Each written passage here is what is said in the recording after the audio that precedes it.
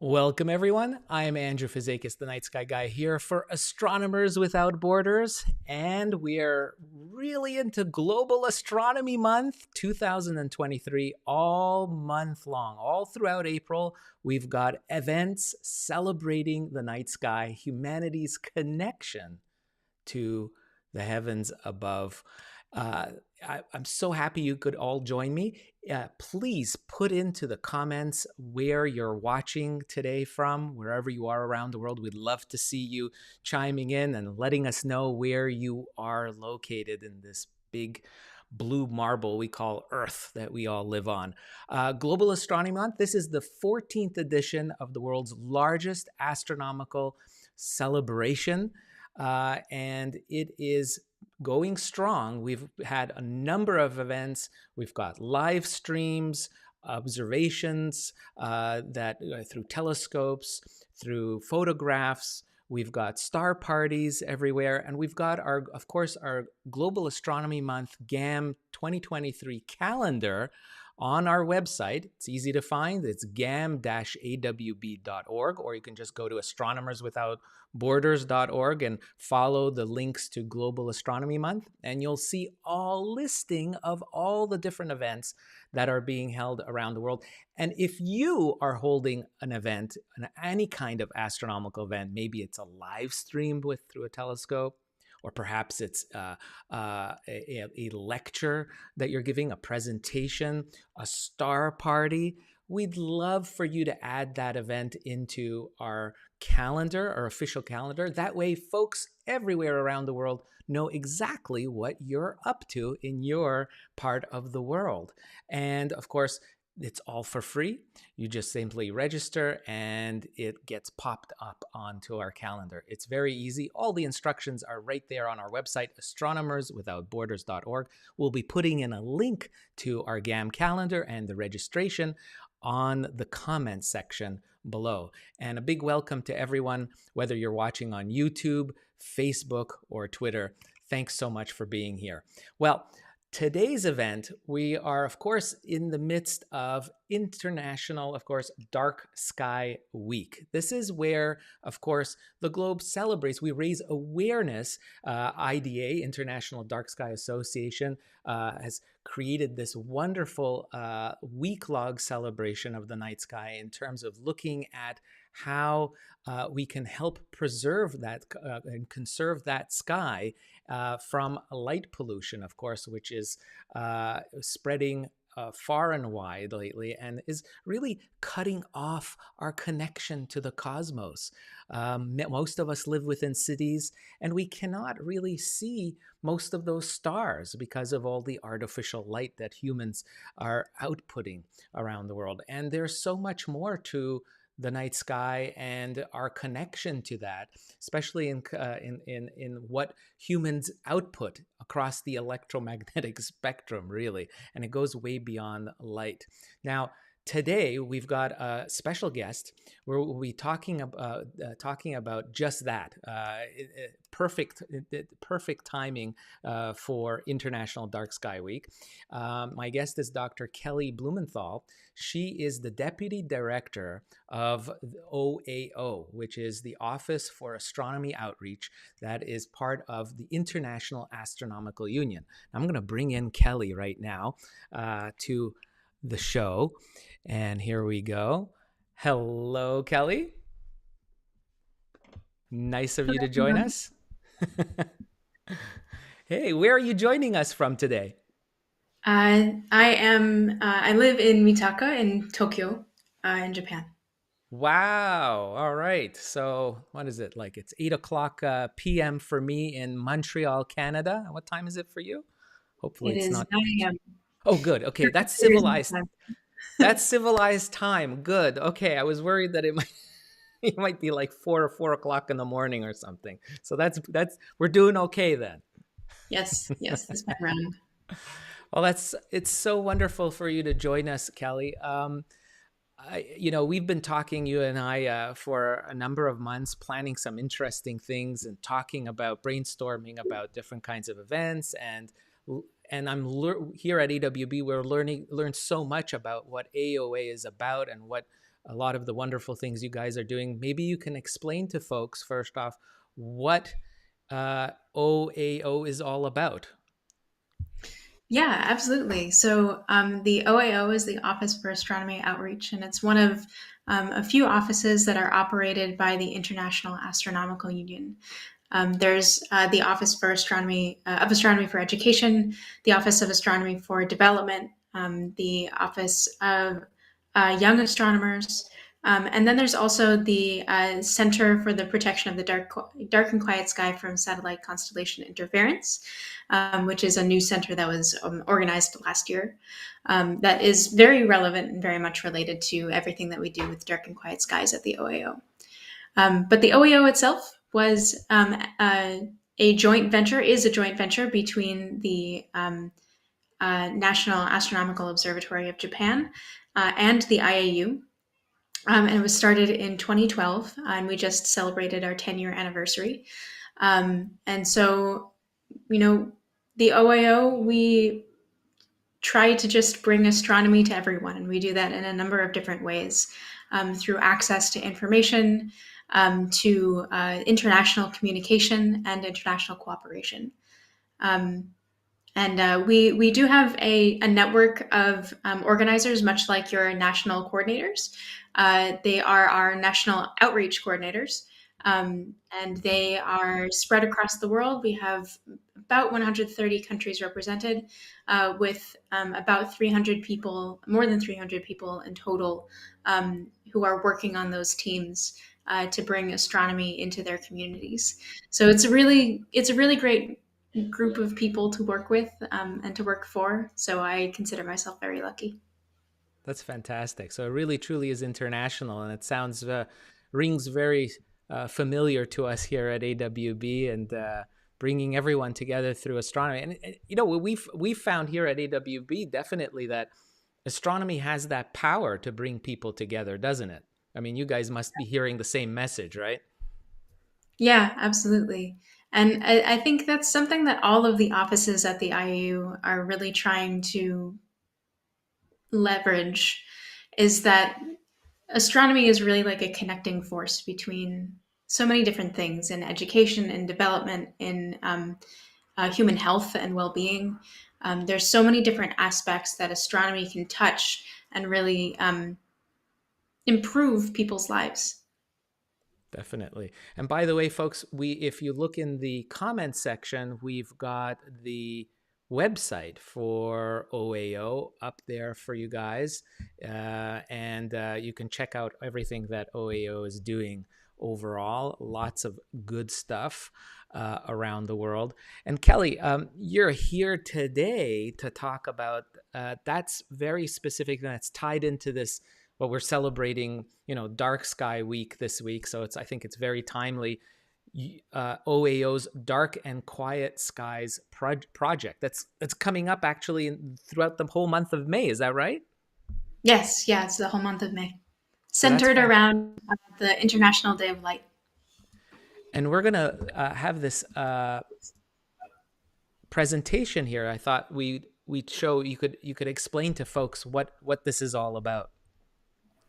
Yeah, absolutely. If you want to skip ahead a couple slides, we covered this stuff already. Let me just get there. You can head to slide 5, maybe. And there's your national court. Oh, wow. Yeah, I love this. I had to let's just show this. Look at you guys are all over the world. This really showcases every dot, I guess, is Yeah, a coordinator, every dot right? is a knock. Yeah. Fantastic. Wonderful. So our Dark and Quiet Skies project takes place in the month of May. And what we're really hoping to do is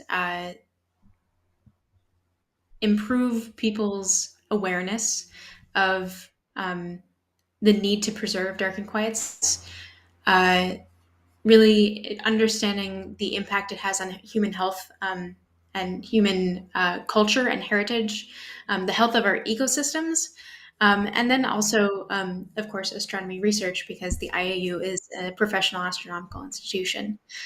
So, what the OAO is up to this May is we have two big events, one of which I will talk about later. That's our smartphone astrophotography workshop that we're organizing with Astronomers Without Borders.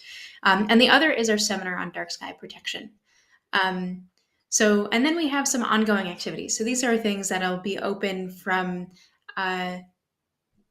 throughout the month of May, and maybe even expanding out into the rest of the year as well.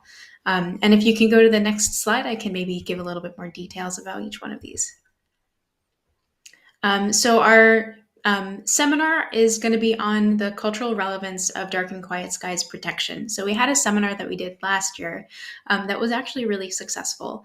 And in it, we allowed, or we brought in people to discuss the ways in which they combat light pollution within their own communities. And it sounded like, or from the feedback surveys that we got, it seems like people really took that to heart, to really think critically about how they can impact their own communities, which we think is really a wonderful thing. And that, to us, that's the most important thing.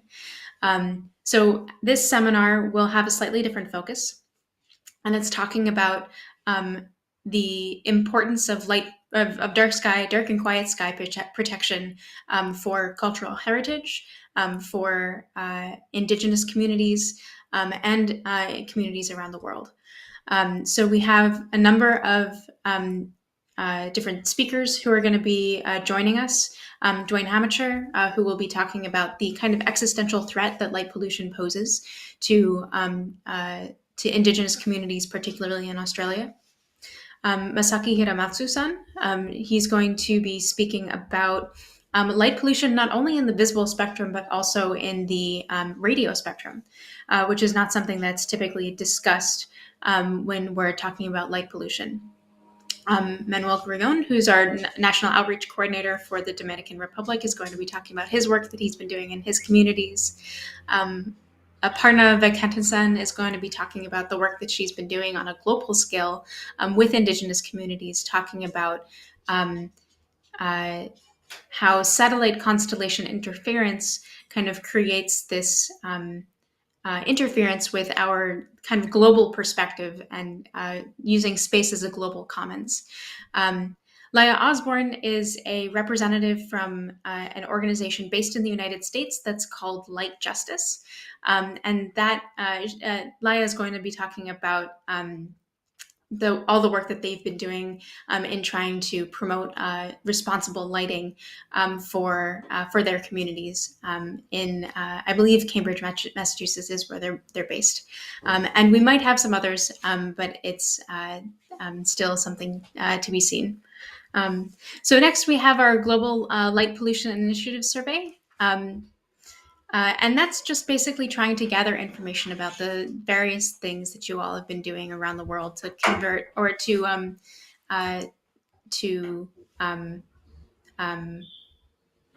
promote light pollution protection or light pollution abatement within your community.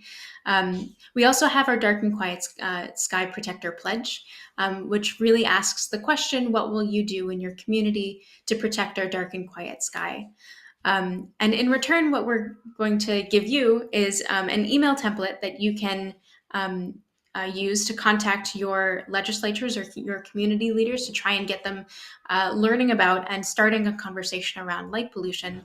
And then also a certificate that declares you a dark and quiet skies protector. So we also have a calendar of events, much like AWB does, that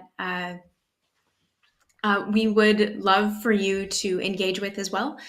This gives you an opportunity to promote your work on an international level. So if you're interested in doing that, or if you're interested in having people from all over the world join into your events, please go to our website and sign up your event on this events calendar. And then there's just, a number of various different ways that you can get involved. There are, yes, wonderful. Just a few ideas that we had in thinking about this. You could host a viewing party for the OAO seminar, and please participate in our smartphone astrophotography workshop, which I'll get to in just a minute. take the pledge with people in your community. Talk about how you're going to impact light pollution within your own community. Fill out our Global Light Pollution Initiative survey. If you have some really exciting things going on in your community, or you think that there's nothing happening in your community, that's important too. That's important information. This is all about understanding our dark and quiet skies, appreciating them, really like deeply understanding them, and feeling um, the impact that a dark sky can have on your life. And so hosting a star party, for instance, is a really great way to demonstrate all of the feelings that come up when we encounter a dark and quiet sky. So you could also do a presentation about dark and quiet skies and have some activity to go along with it. You could do a night sky scavenger hunt with maybe a discussion. You could go to a local wildlife reserve and talk about how light pollution impacts not just astronomy and not just humans, but also the other animals that live within our ecosystems. And then, there's probably a million more things that I could put on this list, but the slide is only so large. So I will, kind of close it at that. But if you have any questions, or if you would like any information about anything that we're doing, uh, let us know. We're here to help, and we try to be as responsive as possible. There is one last thing that I would like to talk about, and that's our smartphone astrophotography workshop. So we're going to be holding 3 sessions to kind of make sure that we're hitting all of the major time zone chunks to get as many people involved as possible. And we've gathered a group of the foremost experts in smartphone astrophotography from around the world. These include Ida Narayan, some folks from the Korean Amateur Astronomy Society, Sten Oldenwald, and Jeff Dye. And we will have, if you follow this QR code, or if you go to the link that is maybe in the chat, you can sign up for any one of these workshops that fits best for you. It'll be about a 2-hour long workshop, and you'll get all of the information you'll need to take photos of the dark and quiet skies with your smartphone, something that is perhaps more accessible than a very fancy camera with a very fancy lens. So there are many ways to practice your skills. There are several opportunities from Astronomers Without Borders. They have a Beauty Without Borders campaign, which will take place, I think, from April 24th to May 1st, if I'm remembering that correctly. There's also a solstice photo campaign.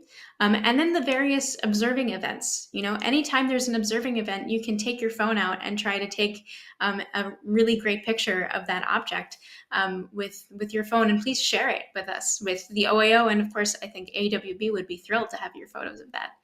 I know there's also going to be an IDA astrophotography contest that'll host also a smartphone photography category as well.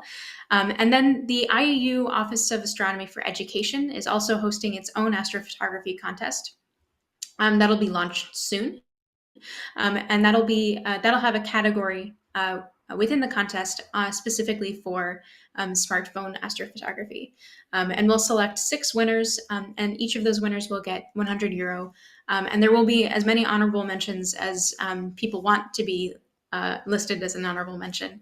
And then we'll follow up with a kind of online event, an e-exhibition and gala, if I can be so fancy, to showcase the winners and have them explain their images, what went into these images, what came up for them when they were taking them, and just anything that they'd like to share about the images that they've taken, and their interaction with the dark and quiet sky. So that's what we have planned for the most part for Dark and Quiet Skies. We hope that you will be a part of this really exciting month. For us, it's exciting. We hope it's exciting for you.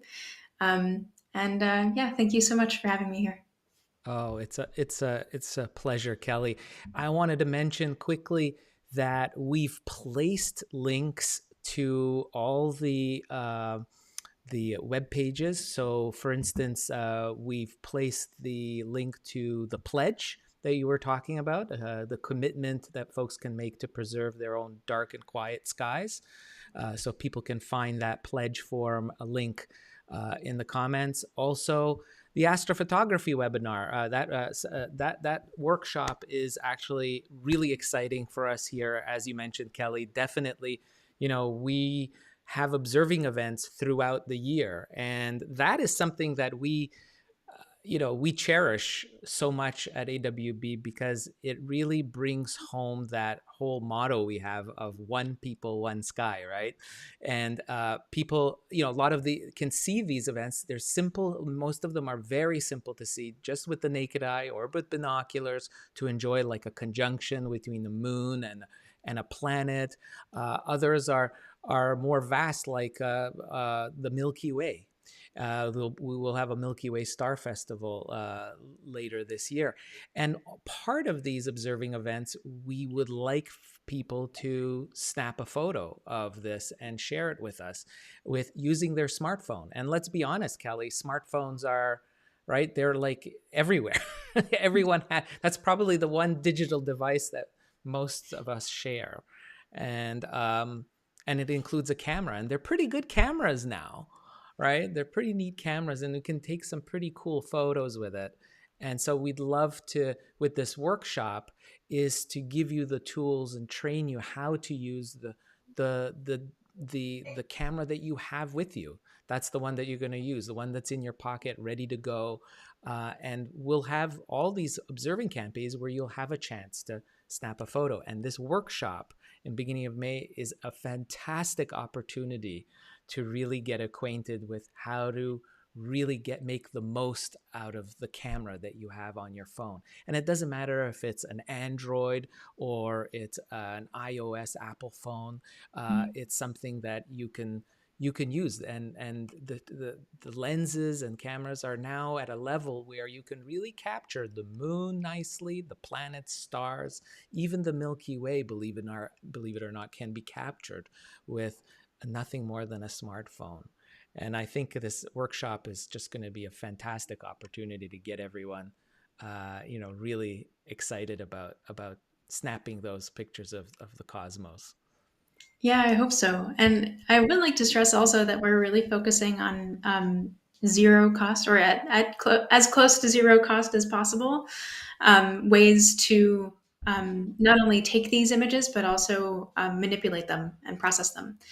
Uh, that's really important to us to make sure that we're not asking you to spend any money to create these images and to go out into the night and go see what photos you can take. We want you to be able to take these images and to really create something that you're proud of for as low cost as possible. Yeah, and the idea of processing, I think, is really interesting because a lot of this processing can be done on the phone. You can download it off, you can take it off of your phone and manipulate it further on your laptop or whatever. But even just on the phone, there's just so much capability, and a lot of the things are available for free, even the processing apps. There's just so much out there to avail yourself. It's actually pretty bewildering, and I think we're lucky that I think OAO and AWB has such a wonderful network of experts in the field that we've been able to snatch up and get to pick their brains on some of the tips and tricks that they use to really create some magnificent shots. Yeah, absolutely. I really feel lucky that I've been able to work with the group of people that have been helping to create this workshop. We've really been working as a group, so it's nice to see that happen on an international scale. Now, I wanted to ask Kelly, you were mentioning in your presentation that there's going to be an exhibit of it. What are you envisioning that to be like? Um, we don't know what platform we'll use yet, but in my head. It is something where we can enter a virtual room and maybe have like individual little avatars. And we can go around into this virtual room and look at all of the artwork that has been selected as winners and honored as honorable mentions. Um, and have maybe the artist or the photographer standing next to their piece so that they can discuss whatever work they want to discuss at the same time. So this is what I'm envisioning. I just need to figure out what's the best way to do it.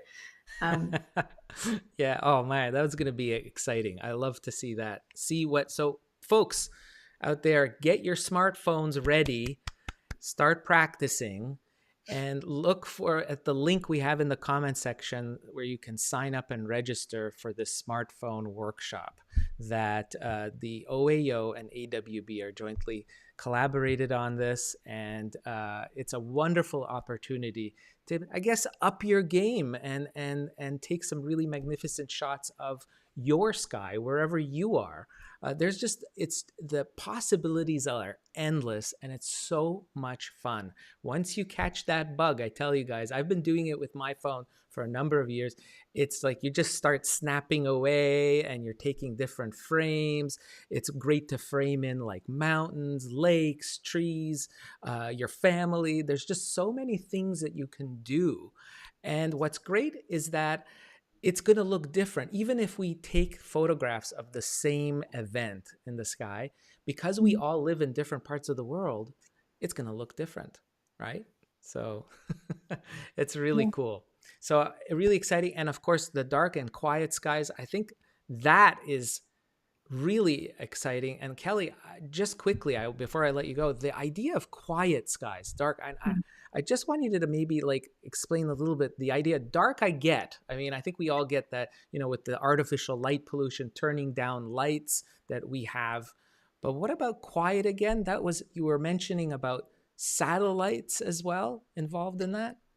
Yeah. So quiet really refers to a couple of things. The two things that kind of popped in my head immediately are radio interference, which is maybe more obvious, but then also satellite constellation interference as well. So we've been launching an unprecedented number of satellites into Earth orbit that uh, create these huge constellations of satellites that move across the sky. Not only do they interfere with night sky observing, but they also interfere with our astronomical observations on Earth and in space.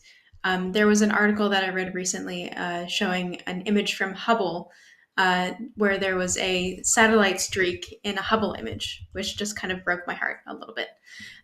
So the problem of satellite constellation interference is real, and it serves a real problem for communities around the world who want to preserve um, the the quietness of their sky, and it's it's definitely something to look into.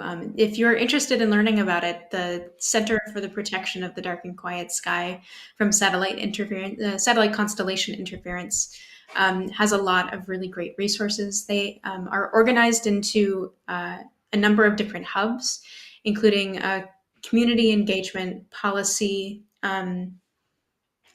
satellite hub, and I think technology hub as well. I might be misrepresenting it slightly, but they have a lot of information, and they Yeah. have really tried to think about this from every different angle.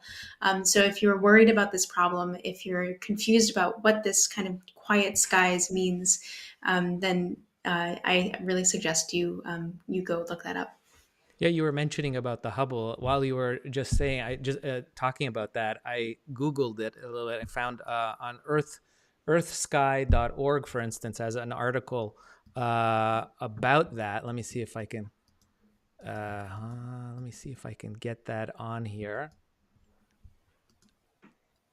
And you can see here that this is an image taken by Hubble with a satellite streaking across it, the image with where the galaxy is. This is exactly what you were talking about. So this pollution of these bright trails forming on scientific photographs that are being taken, images taken by the Hubble, and I guess other telescopes too are encountering this as well, right? Yes, absolutely. And they're trying to figure out ways to, kind of work around it. To if we have kind of precise information about where those satellites will be passing in the night sky, then maybe we can mask that particular part of the sky. But that's really hard to do, Mm-hmm. and not necessarily 100% foolproof. So it's a very big problem for professional astronomers. But I would like to stress that it's also a big problem for everyday people too, and it's something that I think we should really start to bring into the conversation of light pollution, as this isn't necessarily just something that's about optical light. It extends far across the electromagnetic spectrum, and it extends also to satellites as well. And this is something that's not going away. It's something that'll be a larger issue, right? As we're a very technological society, dependent society, these issues will just, increase over time. And we need to kind of start thinking about it and becoming a real steward of the skies for our future generations, that they can enjoy what we have, and we don't want to lose that, do we? Yeah, yeah, exactly. Definitely. Kelly, thank you so much for joining us today. This is very enlightening, exciting, thought provoking, and it's so well timed for International Dark Sky Week. Kelly, thanks so much. Thank you. Yeah, and we'll be seeing you soon again, Kelly, I'm sure. And folks, um, thank you so much for joining us for this wonderful event, where OAO has shown us about Dark and Quiet Skies project, and of course our smartphone joint workshop that we'll be doing together. Exciting stuff. If you want to get more information about all of this, you can, of course, go to the OAO's website. We have their Dark Skies Awareness website link there. Also on our chat, our comment section, you'll have the link. You can click and find out more about the Dark and Quiet Skies campaign that they have. And of course, it's Global Astronomy Month. There's a lot more coming your way. In fact, in less than 24 hours, on Wednesday, April 19th, at 1 p.m. Eastern, which is 1700 Universal Time, we are having our next live stream, where we're going to be having special guests from NASA's Neurodiversity Network, and we'll be talking about learning all about neurodiversity and how we can adapt our outreach efforts to be more inclusive and include neurodiverse people as well. So really exciting stuff, lots to learn. Again, that's going to be tomorrow. You can find out all that information on where else? Our Global Astronomy Month calendar. And you have the link right there. Where is it? Right there. It's gam.aw-awb.org. That's gam-awb.org. And it'll take you to our Global Astronomy Month event calendar. And if you are holding an event, and any kind of astronomical event during the month of April, there's still time to register for free and include it on our calendar. We'd love to see you there. Well, with that, I'm Andrew Fizakis, Night Sky Guy, here for Astronomers Without Borders. I want to wish everyone a good evening, a good morning, a good day. Hope you have a fantastic rest of your day wherever you are. And until the next time, I wish all of you clear skies. And of course, one people, one sky, as we say here in AWB land. Bye-bye.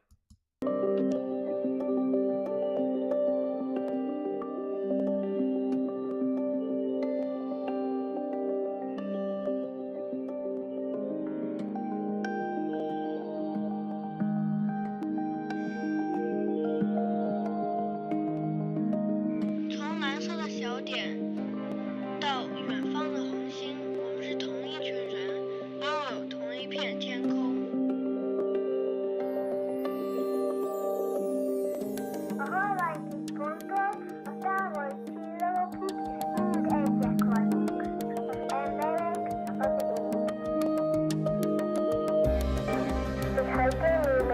suốt đuôi sự darun tak han eke kon ek aslan.